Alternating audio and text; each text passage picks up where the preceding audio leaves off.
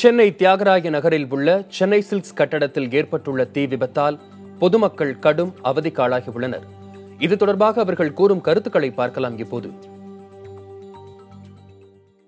Tea நகர் பார்த்தோம், ஒரே புகையா இருக்குது. சென்னை சில்க்ஸ் பத்தின்னு சொன்னாங்க. சுற்றி ஒரே புகையா ஒரு டீ நகர் உள்ள என்ட்ரி ஆகவும் இல்லை. நாலா பக்கம் ரோடு பிளாக் பண்ணி வச்சுருக்கிறாங்க. வேற ஒன்றும் கண்ணு எரிச்சல் அது பேசக்கூட முடியல, மூச்சு திணறா இருக்குது. ரொம்ப இங்கே இருக்கிற மிகப்பெரிய கஷ்டம் என்னன்னு பார்த்தோன்னா உங்களுக்கே தெரியும். சுற்றி பார்த்தா எல்லாமே புகை மண்டலமாக இருக்குது. புகையால் கண் எரிச்சல் அதிகமாக வருது. வீசிங் ட்ரபிள் வரவங்களுக்கு இந்த மாதிரி நிறைய பேருக்கு இருக்குது.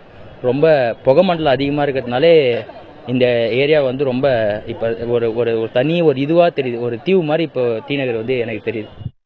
பெரிய பெரிய வணிக நிறுவனங்களுக்கு மத்தியில் இருக்கக்கூடிய சிறு வியாபாரிகளுடைய நடைபாதை வியாபாரங்கள் இங்கே தான் நடைபெற்றிருக்கிறது.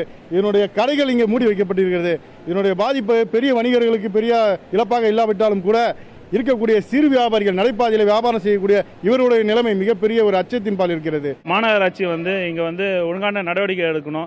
சும்மா சாலை ஓரத்தில் கடை வைக்கக்கூடாது, அது வைக்கக்கூடாது, இப்படிலாம் நிறைய பிரச்சனைகள் பண்ணுறாங்க இல்லையா. அந்த மாதிரி பெரிய பெரிய கடைகளை முழுமையான இன்னும் எப்படி வழிமுறை என்னென்ன அவங்க செயல்பட்டுருக்காங்க. கடையில் அதே மாதிரி பார்க்கிங் எவ்வளோ இருக்குது, என்ன மாதிரி ஒரு விபத்து ஆயிடுச்சுன்னா எப்படி மக்கள் அதுலேருந்து வெளில போகிற மாதிரி அந்த மாதிரி வழிவகைகள்லாம் கண்டிப்பாக இருக்கணும்.